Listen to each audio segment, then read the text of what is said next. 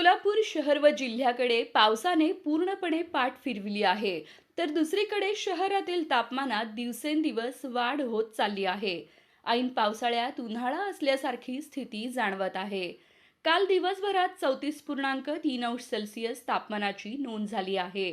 तर दिवसभरात तुरळकपणे पडलेल्या पावसाची केवळ 1.2 मिलीमीटर नोंद झाली आहे. यंदाच्या पावसाळ्यातील अनेक नक्षत्रे कोरडी गेली आहेत.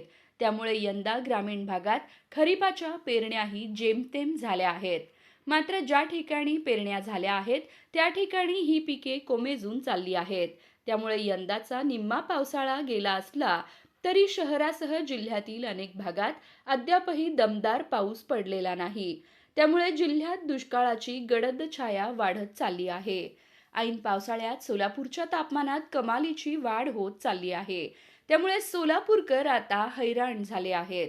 दिवसभर ढगाळ वातावरण आणि अनेक ठिकाणी तुरळक पाऊस असा लपंडाव सुरू असतो. मात्र जोरदार पाऊस नसल्याने आता सर्वांचीच चिंता वाढली आहे. दरम्यान शेतकरी सध्या चांगल्या पावसाच्या प्रतीक्षेत असल्याचं पाहायला मिळत आहे.